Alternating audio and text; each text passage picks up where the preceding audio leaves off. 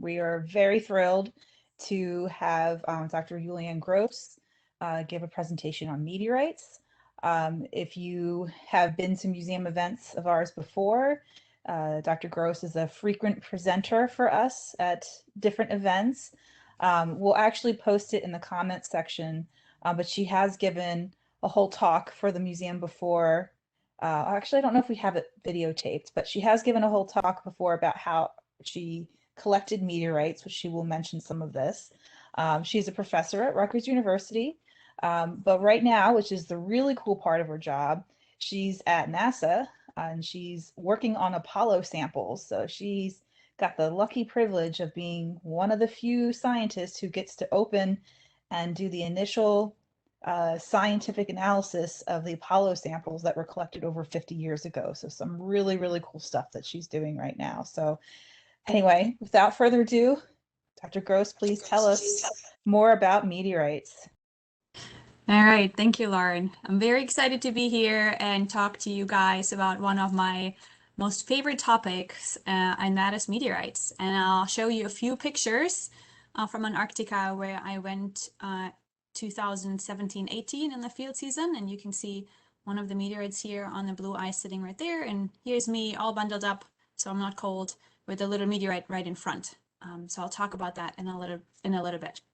All right, so if we look at our solar system, and this is an artistic view of our solar system, where we have the inner planets, right? There's Earth right here and our moon, and then the asteroid belt, which you have already heard a lot about today, and then the outer planets, the gas giants. When we look at this picture, there's a lot of questions that people like me as scientists ask, but also I'm sure that you all have asked yourself a lot, like, you know, where do planets come from and how do they form? And what are the building blocks of planets? And what did Earth look like before there were humans and dinosaurs? And how old is the Earth? And how old are the other planets? And how old is our solar system? Like, how do we find out answers to all these questions? Where does life come from, right? Where's the water coming from on Earth? And so you would think, because we are living on a planet, you know, if we zoom into Earth here, right, that we can, as geologists, just go around and we can pick up some rocks and we can answer all these questions. But the problem is, if you look at our planet, and it's a very, very beautiful planet, but most of the surface is covered in oceans, right? And our planet is geologically very active. And so we have weathering going on, and rain and wind, and all these elements, they break rocks apart and they turn them into something new. So they make sediments, and then we have plate tectonic that subducts material into the interior where it melts, and then all the rocks get reset. So all this old geologic evidence has been destroyed and recycled and turned into something new. So if we want to learn something about the very early history of our solar system and the very early history of Earth and other planets, then we need to find material that hasn't changed since their formation. So I'm going to take you on a little tour of how the solar system formed and how the first rocks in our solar system formed and where we can find them today. So if we turn the clock back, a long time back, about 4.5 to 4.6 billion years ago, this is what we think our solar system looked like. So in the center is a protostar. So it's not quite a star yet, but it's a protostar. And then we have the swirling disk of dust and gas.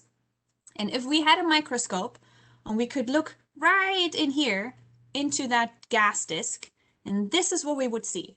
They're little itsy bitsy tiny mineral grains that crystallize directly from that gas cloud. Now these tiny particles, they start to stick together through electrostatic forces. And that is best explained. You all know what that is, electrostatic forces. So if you have a balloon and you rub it on your head, your hair will stick up because of electrostatic forces. Or if you have a unfortunate furry friend who gets into places where they shouldn't get into, then all the little styrofoam balls might stick onto their fur because of electrostatic forces, right? And some of you might have also done some vacuum cleaning at home. So if you have hardwood floors and you've removed them, oftentimes what we see are dust bunnies, right? There's a lot of dust, and the dust clumps together and forms dust bunnies. And that is through electrostatic forces. And so these little tiny mineral grains that come from the gas cloud, they stick together just like dust bunnies. And so we can actually call them glorified space dust bunnies. And so now you have these space dust bunnies floating around. And then through a process that we as scientists, we haven't understand this yet. This is an active part of research. These little particles, they melt. And so now you have little molten droplets of lava floating around in space, and they're round because there's no gravity in space, right? And so they're nice and round. And then these little droplets, they crystallize into an object that we call chondrules. And so they're just round, and then they crystallize and become solids. And then these chondrules, together with some of the mineral grains and the dust, they all clump together and they form the first solid rock in the solar system. And these rocks are called chondrites because they're made out of these little chondrules. And so here's a chondrite, a meteorite, and you can see the round shape, all these little round parts that are in there. These are little chondrules. Sometimes they're elongated like this one because it got smushed when it was still warm. But this is the very first solid in our solar system that formed. And we can age date these rocks, and it turns out they are 4.568 billion years old. And because that's the first rock that ever formed in the solar system, therefore we can say the solar system is at least 4.568 billion years old. Now we have lots of these little rocks floating around, and then what happens is that these are the building blocks of planets. So these little rocks, these chondrites, were around first, and they started to clump together, and then they form objects that we call asteroids. And then they become bigger and bigger and bigger, and eventually they start getting really warm on the inside because you squeeze everything in really hard. And the bigger you become, the hotter it becomes, right? And eventually the inside starts to melt. And now this is where gravity comes in. So once you start melting, all the heavy particles, all the heavy elements, they start to sink towards the center. And so all the nickel and the iron and some sulfur, they all start to concentrate right here in the center. And all the light stuff, that starts floating onto the surface. And so in the end, you make a planet where we have a core where all the heavy stuff is located. Then we have a mantle where the intermediate stuff is located. And then we have a crust where all the light stuff is located. And so that's how you form a planet. But very, very early on in the solar system, there were lots and lots of planets and lots of baby planets and lots of asteroids. And if you have something that is very crowded, there is always going to be collisions or bumping into. So if you imagine there's a big crowd, everybody's on a big market, and you try to go through the market through all these people, you will bump into other people. Or if you're on a busy street and there are lots of cars and people don't use their blinkers, right, and they just swirl, then there will be collisions, there will be accidents. And the same thing happened in the very early solar system. So here is a planet, right? And here's a cross section. So if we would cut that planet, this is what we would see. Here's the inner core and the outer core. There's the mantle in green, and then in gray, there's the crust. Now, when we have a lot of collisions, we can get pieces that get blasted off the surface, right? So you can see here where things get blasted off. If we have bigger collisions, then we can even expose parts of the mantle, maybe some parts of the core or the outer core. And then if we have catastrophic collisions where the entire planetary bodies, they get ripped apart, we can also expose the core mantle boundary, and we can even expose the center, the core of a planetary body. And so this is where the meteorites come from. And now based on this, we can categorize them into 3 different types. And so the very first one, and that was one of your trivia questions, right, are stony meteorites. Now, if we look at our world collection, 79% of all our meteorites are stony meteorites. Most of them are chondrites, right, which are the ones that are pre-planetary, so they're coming from asteroids. And you can see here the picture I showed you before of the chondrite with the little chondrules in it. And then the other stony meteorite, they come from planets. And so these we call achondrites. So we just put the letter A in front of chondrites, and that just means not a chondrite. And so you could also call them planetary meteorites, for example. So here's a picture from Mars. This is one of the Martian meteorites that I work with, and you can see the black fusion crust, and I'll talk about that in a little bit. This is what the inside of the rock looks like. And so we think that particular meteorite comes somewhere of the mantle of Mars. And so if there are big impacts that happen on these planetary bodies like Mars, we can get rocks from the mantle or the crust. Now, the second type of meteorite are stony iron meteorites. And these represent the core mantle boundary. And they're the most precious meteorites we have. We only have 0.6% in our world collection are actually stony iron meteorites. And so this is what it looks like if you would find it. The metal gets kind of rusty a little bit, but if you cut it and you polish it, all the metal here is white. And then the minerals from the mantle are green. These are olivines. And so they are part of the mantle. And then the white is the metal, which is part of the core. And then the third category is if we have these catastrophic collisions of planets and we start exposing pieces of the core, and then they make iron meteorites. And so here's what an iron meteorite looks like. And if you cut it and polish it, you can see it's like nice and shiny. And then if you put acid on it, you can actually reveal the crystal structure of the metal. And this is what we call Wittmann-Stetsches pattern.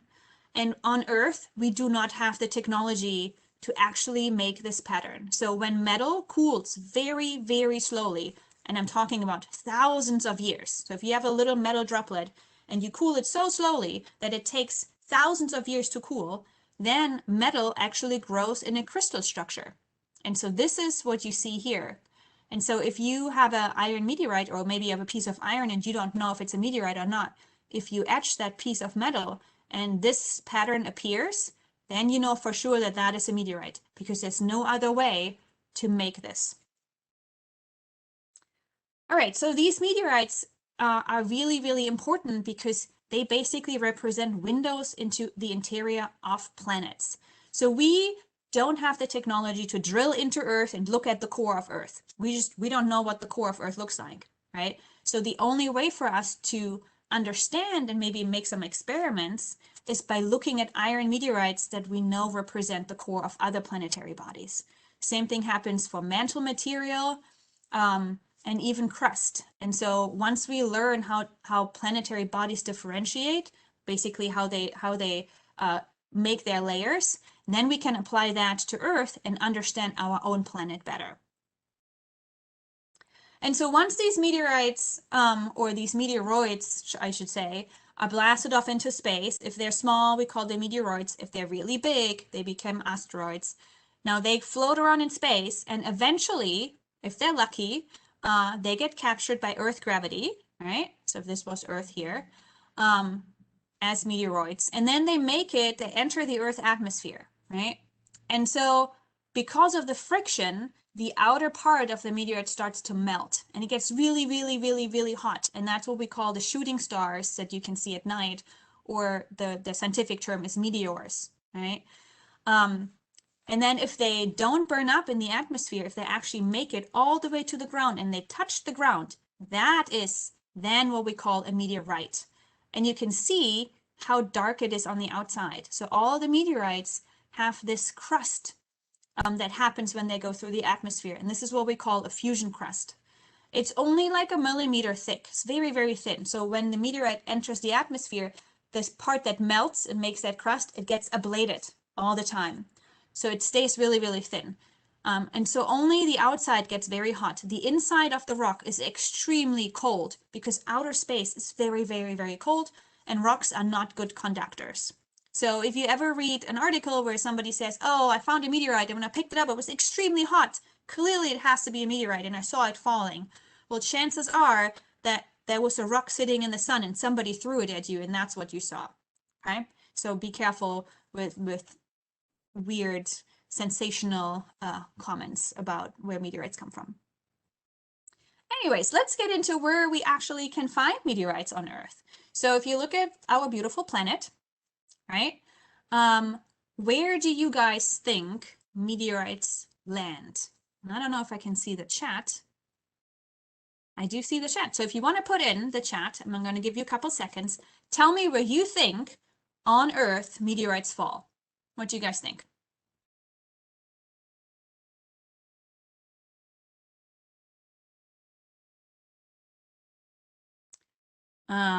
Mexico. Yes, yep, absolutely. That's right. That was one of the trivia questions. There definitely was one in Mexico. Ria's mom says the ocean. Yeah, absolutely. Everywhere. Yes, absolutely. So that's right. Meteorites actually, in the future, can Earth get a ring? We'll talk about that in a little bit. So in the USA, in Antarctica, yes. So the big takeaway message here is that meteorites fall all over the Earth, everywhere, every day. Now the problem is, and you can see this in this picture, right? 73% of the oceans are covered.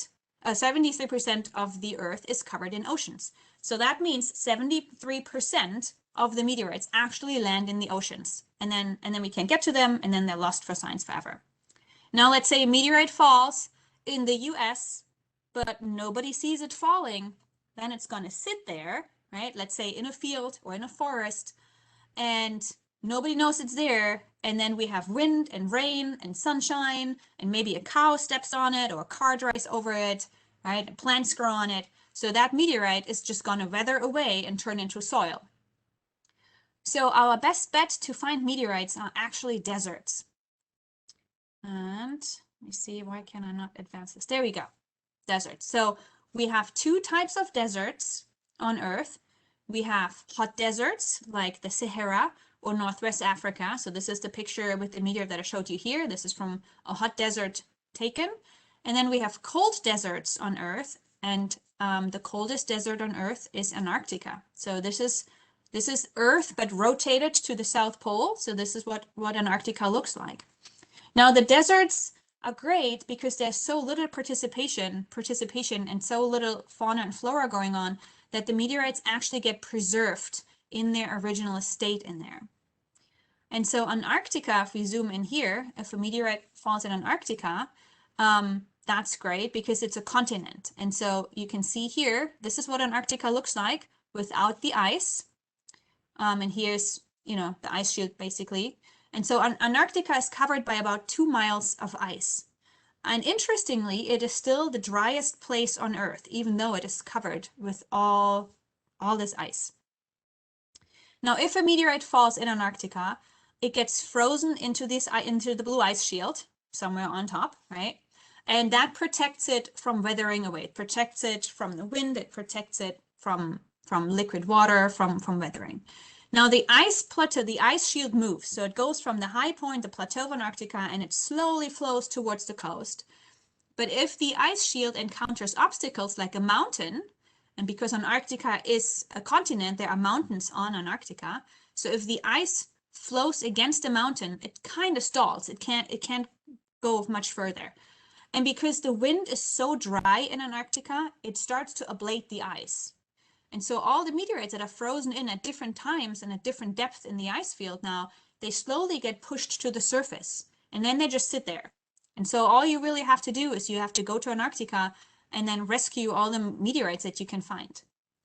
And so every year NASA sends 8 people into the deep field of Antarctica to go and recover these meteorites. And so I was lucky that I got to be one of those 8 people in 2017 and 18 to actually fly to Antarctica onto the ice plateau and start recovering meteorites. And so here's a picture from us one in the plains, and you can see the tips of the mountains here sticking out of the ice shield, and you can see how the ice is sort of like flowing, right? They look like big glaciers. And so right here, that would be a good spot where the ice kind of like stalls against the mountain and where the wind can ablate the ice, and that would be a good spot to go and look for meteorites. So this is what our field camp looked like. And so when we were in Antarctica on the plateau, right, here are our little tents. There, 2 people can fit in there to sleep. And we were the only living organisms in that place for hundreds and hundreds of miles. So it took a couple of days for us to get here. And then this is what it looks like on the ice field. And so here's a meteorite that we found on the ice, and you can see how black it is. Again, that's the fusion crust. And you can also see that it doesn't have any sharp corners. And that's because when it enters the atmosphere and it starts melting, all the sharp corners that the meteorite might have had, they get rounded off. because it melts a little bit. And so you can still see edges, but they're all rounded off. And so here again is me all bundled up. It's very, very cold in Antarctica. And here's a picture of one of the meteorites. We take pictures and it gets a number, and then we pick it up with sterilized tongues. And so here you can see the picture. This meteorite broke open when it hit the ice, because the ice is really hard, and so the meteorite broke. And so here you can see how thin the black fusion crust really is, and you can also see that the inside of the rock looks very, very different than the outside. And that's an indicator as well that this is a meteorite. So because there are mountains sticking out of the ice, and then these are the areas that we search, but we also search these fields where there are lots of earth rocks, right? And now it becomes a game of like, can you spot the one rock that is different? So when I was in the field, I took a couple of pictures, and I'm going to show you this. So here's a picture. There are lots of earth rocks, but there's one meteorite in this picture. So I'm going to give you a couple seconds. Look at the picture. Remember that meteorites usually tend to be kind of rounded. They kind of tend to be black on the inside, and they're different color. They're black on the outside and slightly different color on the inside. So if you look at this picture, can you spot the meteorite? And so there is the round black one on the left. Let me see if I can put up the chat again. Yeah. Do you mean, I assume you mean maybe this one, the big round one? Yep. Yep. That's right. So this is the beginner level. Hold on. There. This is the meteorite. So good job, everybody who guessed this meteorite. Now we're gonna make it. We're gonna step it up a little bit. Another picture. Now, if you look at this very carefully, you know, meteorites come in all sorts of shapes and sizes. And so here are lots of different little black rocks, right? And so this gets a little bit more tricky of like which one is the meteorite. And so I just like take a look. I'm going to give you a couple seconds, and then I'm going to show you which one it is, and then you can tell me whether Ria's mom says it's one at the bottom left. So maybe this one here, the charcoal medium-sized one on the left. Okay, yeah. All right, I'm going to reveal this one is the actual meteorite. All the other little black ones that you see here, there are little ones here, there's one here, up here. All of those are earth rocks. So you can see it gets a little bit tricky. So now, if you got that one, good job. Now we're going to go to the expert level. So here in this picture is another meteorite hidden. And you can see that sometimes in Antarctica, it gets quite tricky depending on what the lightning conditions are. And so we at first did not see the meteorite either. It took us, but we discovered it honestly by accident. And so I can tell you it's not the big one. And a lot of people think it's this one. It's also not this one, even though it does look very different than all the other rocks. So the meteorite in this picture is this one. You can see it sits right underneath these two, and you can see the black crust on the outside, and you can see here where the crust is broken, you can see that the inside looks different. So that's the meteorite. And so that took us a couple minutes. That took us like 10 minutes until we realized we actually were sitting here on this big rock having a lunch break. And then we hopped off and we were like, oh, there's a meteorite right underneath. And so then we collected that one. So that was a fun day. Okay, so what comes next? Let's say we have a meteorite. And then how do we know where it comes from, and what are the next steps in science? What do we do with it? And so I have a nice video for you. What we do is we do X-ray computed tomography, or XCT, and that is something that is often used in medicine. So if you go to the doctor and you say you have a lot of headaches, they might put you in a machine and they CT scan you, and then they get a 3D image of your brain without actually cutting you open. And so we can do the same thing with rocks. For some reason, Google Slides won't let me play it, so I'm quickly going to stop sharing, and then I'm going to share the video with you differently. Okay, let's see if that works. We're going to share this. Okay, hold on. All right, oops. Let me scroll this all the way back. Okay, so here we go. So this is the moon. So this is a meteorite from the moon. and we scanned it. So we get the 3D movie, and now we can slice through the meteorite and we can see the interior. There are lots and lots of little different rock fragments in there. And then we also discovered that there was a melt vein in it. And so what we can do with these data, we can make everything invisible except the things that we are interested in. And so we were interested in the melt, and here you can see a 3D rendering of where the melt is in the rock. And that helps us to see what's on the inside of the rock. And then if we want to cut the rock open, we can now make an informed choice of where to cut the rock so that we can expose the things that we're interested in. And so the movie is just starting. I'm just going to let it run one more time so you can really see what it is. There's the melt vein going through right here. Lots of different little particles and minerals in this rock. And now we're zooming back out, and we're making everything invisible except all the little melt pockets. They are now glass, but they used to be melt, and it went through the meteorite or through the rock in these cracks. And so now we can really see nicely where these melt formations are within the rock. And so now we can cut it right here, or maybe right here, so that we can expose it. All right, so let's go back to the presentation. Share this one. Okay, I hope you can see this. All right, so once we know what the meteorite looks like on the inside, we're going to cut it, and we're going to cut it exactly so that we can expose the things that we are most interested in. And so here's a chondrite, and you can see there's a big clast right here. And so we cut it right in the middle so we could expose this. And then we slice it, and so we turn that into a slice. And then we glue that onto a glass slide, and we grind it down thinner than a human hair. And we do this, we call this a thin section. We do this because then we can shine light through it. And so that means we can put it under a microscope, and you can see how the light shines through here. And so we can look at the texture of these meteorites. And so here's a picture of what it looks like if you were going to look through the microscope. And so you can see they are like big minerals right here. They're all these little white minerals, right? And so you can get a good sense of what the textures look like. But we have special filters on these microscopes that we can put in, and then the color of the mineral changes. And based on the color, we can identify what type of mineral it is. And so this is what it looks like when you put the filter in. And now you can see there are also all these little bright ones that are in between the white ones here, these needles. And the ones that look like one big grain turns out to be multiple little grains. And so we can identify these minerals, and we can then say, oh, you know, this is an apatite, and it can only form when there's water around. Or, you know, these are olivine and pyroxene, and they only form when there's a lot of pressure in it. So it has to come from a place on the inside of a planetary body.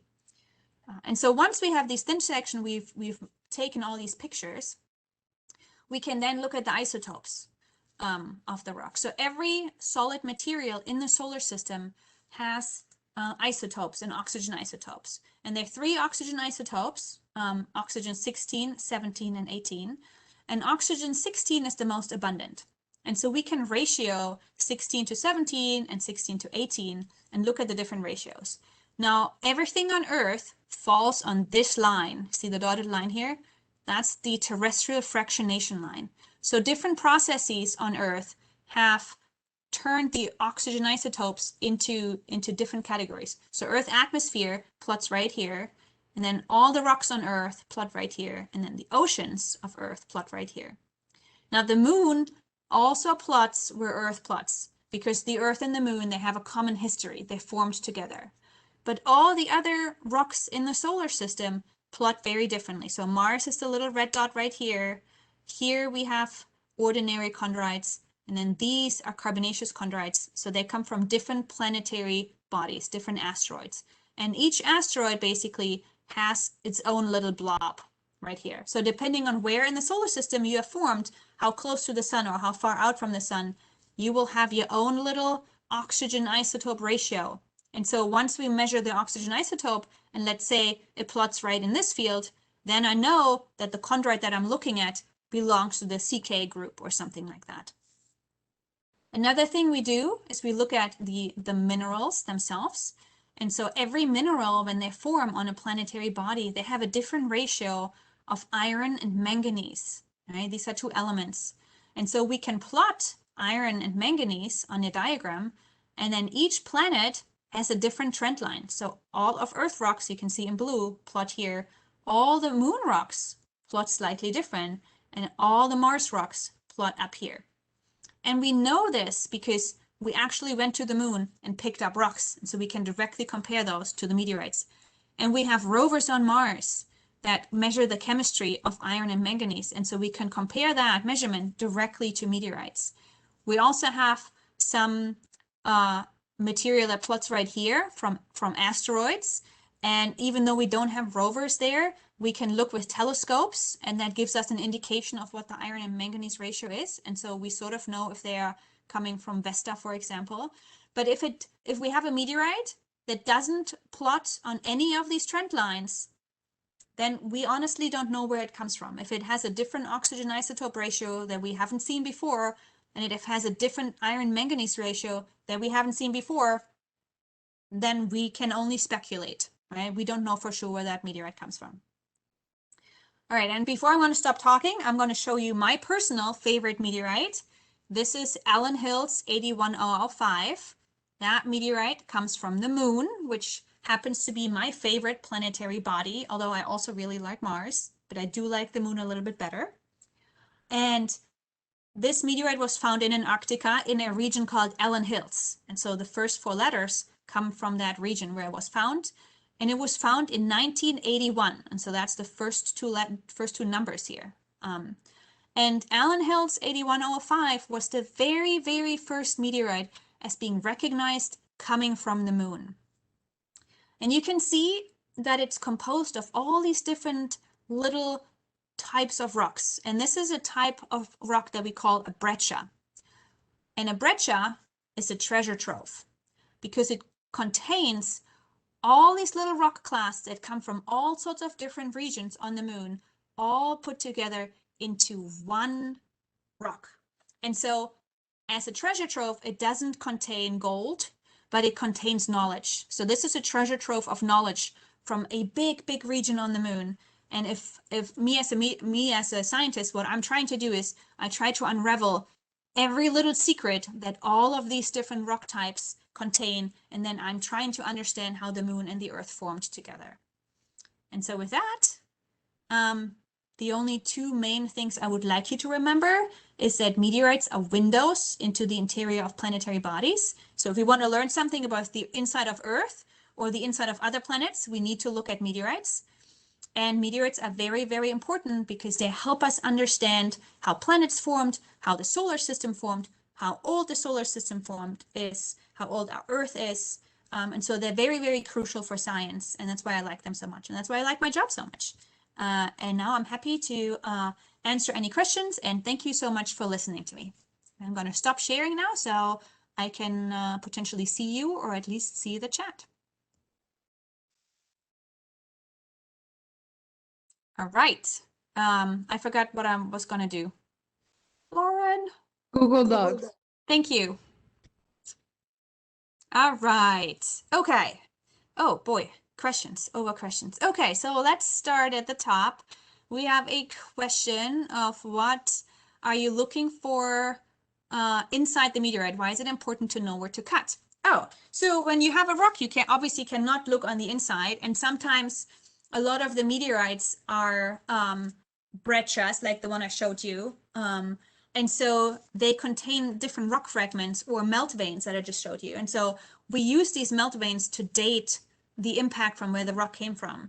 And so if we just randomly cut the meteorites, we might not be able to expose that melt vein onto the surface. And so if we scan them first, then we know what cool stuff is on the inside, and then we can orient it and cut it in a way so that we can expose the things that we would like to see. All right, let's see. How many meteorites did you find in Antarctica? Oh, that's a good question. So when I was there, as a team, we found 263 meteorites total. And so we found a really, really big one that was about the size of a basketball. So that was super exciting. And that's pretty average for a field season. Sometimes if they found lots of meteorites, like smaller ones, then the numbers can go up to like 900. But we found more larger ones, but fewer of those. And so our total haul was 263. Philip would like to know, do you need to decontaminate a meteorite? Oh, Philip, that's a really good question. And so when we go to Antarctica, we try not to touch the meteorite because we don't want our bacteria and gunk and all sorts of stuff to like be on the meteorite, right? So we are very careful not to contaminate the meteorites with us. We have learned from bringing back samples from the moon that the space rocks don't contain anything that can harm us. And so we don't really have to decontaminate a meteorite, also because when it enters the Earth atmosphere, a lot of stuff burns on the outside.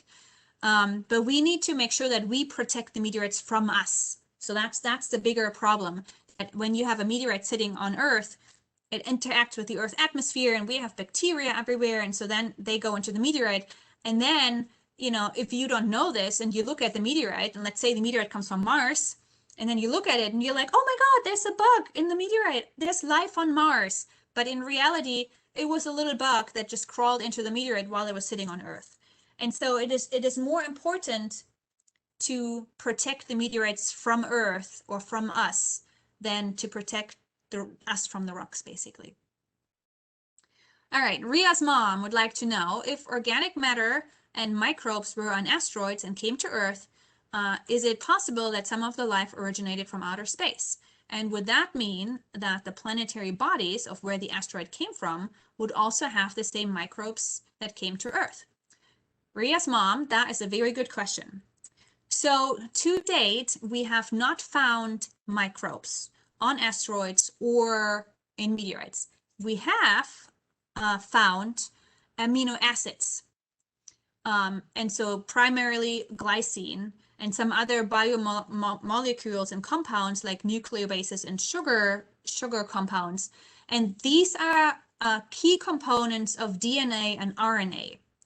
So these compounds made it to Earth on meteorites, right? If the meteorite hit Earth, and then Earth got contaminated with those.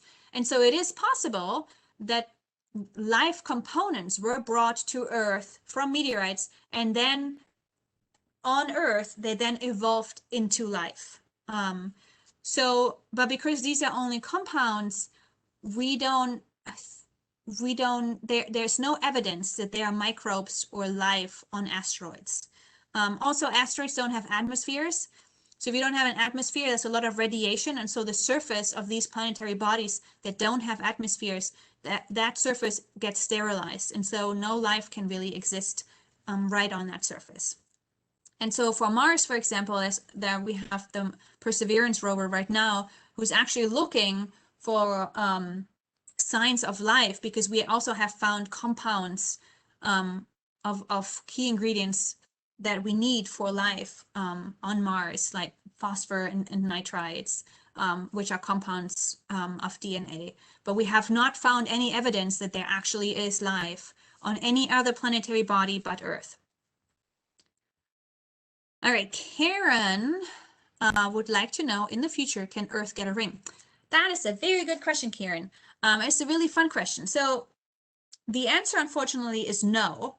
However, so we have a moon, and Earth has gravity, so it's kind of pulling things towards us. Now there's a radius that's called the Roche radius, and so if everything stays outside that radius, the moon is just happily gonna go around us. If it was going to come closer, then Earth gravity and the tug and pull of the sun would basically rip the moon apart, and it would turn into a ring, just like Saturn. However, our moon is moving away from us very, very slowly, kind of like at the speed of how your fingernails grow. So no, we will not get a ring from our moon. If we were going to capture, let's say, an asteroid or something, and that comes too close, and then that gets ripped apart, we could potentially get a ring. However, when that happens, big pieces will also start raining down on our surface, and that will probably kill a lot of people. And so I personally hope this is not going to happen. Could we ever get another moon? So the moon and the Earth formed at the same time through a giant impact that formed the Earth and the moon at the same time. There are planets out there like Mars who have moons, and there are captured asteroids. And so, yeah, we could maybe get another moon by capturing another big asteroid. But that would have big implications. Because it will probably change the tilt of Earth, and then we'll change all the seasons, and then we'll probably all die because Earth is going to freeze over, or it's getting really hot or something. Our climate will not be stable anymore. And the rotation of our Earth might also change. And so it is possible. I don't think any time in the future, and I'd rather not. Let's say it that way. Okay, let's see. Philip would like to also know what tools you use to cut a meteorite. Oh, that's a good question. We use saw blades that are dusted with diamonds, with diamond powder, because rocks are usually really, really hard. And diamonds is the hardest material on Earth. And so if you have a saw blade, they're usually round, and they spin, and then you go ahead and like you cut the meteorite over it. If it's covered in diamond dust, then we can very nicely cut the meteorite. Sometimes we use something called a band saw, where the saw blade is basically just a tiny string. And we use that if the meteorite is very small and we don't want to have a big cut. So a band saw is used when we have very precious material, like Apollo samples from the moon that the astronauts brought back, or sometimes we do this with Martian meteorites as well. All right, and then Shravanti would like to know, how can you identify a meteorite in a field among other rocks if you're not a scientist? That is a really good question. So when I went to Antarctica, right, and I'm a scientist and I actually work with meteorites, I was really scared that, you know, I would go there with all these other people and that I would not be able to actually identify a meteorite. I had total anxiety about this. But the cool thing is, once you're in the ice field, on the ice, and you go, the meteorites actually look different, and it's kind of hard to explain, but the surface, it's rounded, it's black, and it has this little bit of like a glaze to it. And Earth rocks don't have that, and so our eyes are very, very good. All the eyes of every human, even your eyes, and any person who's listening right now, our eyes have the ability to spot things that are different from other things. So if you are in a field of rocks, your eyes are so good that they can spot the one rock that looks slightly different. And so if you just like survey, you know, a field of different rocks, and you're like, wait a minute, that rock looks different. Then you go and you pick it up very carefully, and then you can see if it's a meteorite or not. Sometimes if we really can't tell, and if it's a very primitive meteorite, if it's from an asteroid, there are little metal particles in there, and so then we could hold a little magnet to it, and if it's magnetic, then it's most likely a meteorite. But some Earth rocks are magnetic too, so sometimes that's not so good. All right. Jack would like to know, are there any meteorites on Pluto? Oh, you mean on Pluto? That's a really good question. You know, I would think that they are. You know, if we have pieces of rock that get thrown out into space, and if they travel beyond our gas giants, they can potentially land on Pluto. Absolutely. The problem is that some of the gas giants like Saturn and Jupiter, they have a very big gravitational pull just because they're very massive. And so if meteoroids from the asteroid belt get thrown out in that direction, they will more likely land or fall into Saturn and Jupiter and then burn up in the atmosphere. But you know, it is totally possible that there are pieces of meteorites on Pluto. Absolutely. Yeah. We know that there are meteorites on Mars because we have found them with the rovers, for example. We know there are meteorites on the moon as well because we found them. And so there are other planetary bodies where we know there are meteorites on there. And so it's definitely, yeah, it's possible that there are meteorites on Pluto. We just, you know, ideally would go there and find it, but Pluto is kind of far away. All right. Are there any projects considering recovering meteors from the ocean? Oh, that's a really good question. Um, there are projects where we sort of monitor the atmosphere, and if something enters it, we can sort of track it. And there has been one instance where a meteorite fell fairly close to the coast, and we tried to recover it. The problem is once it lands in the ocean, it disintegrates fairly quickly, and also it gets contaminated with the ocean water because that water seeps through the entire rock, and so.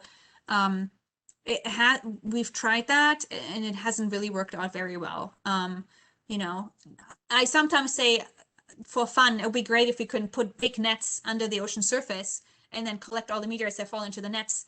But then fishing wouldn't be possible, and I'm pretty sure all the ocean life would also not be happy if they couldn't surface because we have gigantic nets under the surface. So yeah, unfortunately, all these meteorites are lost to science, but there's nothing we can do about it. All right, Ria's mom would like to know, has water ever been found in meteorites? That is a very good question. The answer is yes, but maybe not in the form that you are thinking of water. So water, as in liquid water in our oceans, no, that would not be in meteorites because if it enters the atmosphere, it just, evaporates. However, there are certain minerals that can only grow when water is around. And one of these minerals is called apatite.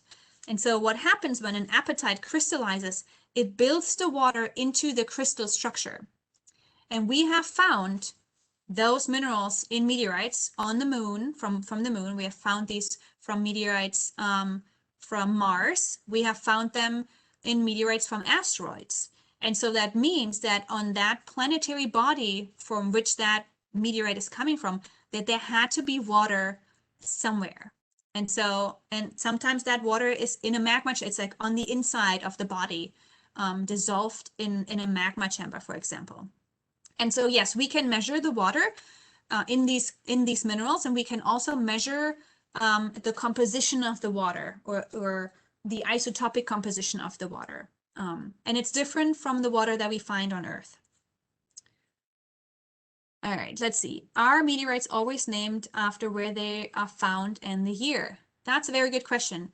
The meteorites are usually named after where they are found, yes. So let's say you find a meteorite. You have to you have to get some chemical analysis done to actually show that this is a meteorite. And then there is the Meteoritical Society that classifies the meteorites, or you classify it, and then they say you can have an official name. And so that's the nomenclature committee. And so you can submit your classification. You can say, hey, I found a meteorite. And let's say I found it in New Brunswick. And so I want to call this New Brunswick 2021. And so you submit that to the nomenclature committee, and they meet every week and they go through all the submissions and they make sure the data looks good, and then they can say yes or no. And then your meteorite has an official classification. And so usually meteorites are named after the city, or if it's close to a city where they were found, that's how they get their names. Yes. All right. Philip would like to know, what is the largest meteorite ever found? Oh, that's a good question, Philip. The answer is the Hoba meteorite in Namibia, which is in Africa.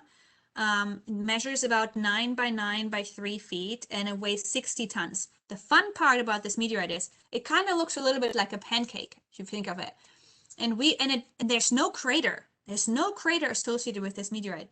So what we think happened is that this meteorite came at an angle into Earth's atmosphere, and it skipped like a stone through the Earth atmosphere. So it slowed down so much that when it actually landed on the surface, it didn't make a crater. So when you skip a stone through over water, this is what we think happened with that particular meteorite.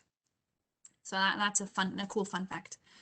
And then we have Matt and Jason who would like to know, have you found any asteroids that were in the Oort cloud? Oh, that's a good question. I don't think so. Also, it will be really hard for us to really know that they were from that region. What we have found are pre-solar grains. And so those are grains that come from outside of our solar system. And so they could potentially come from the Oort cloud or other places outside of our solar system. And so they existed before our solar system actually existed. Yeah, so these were all wonderful questions.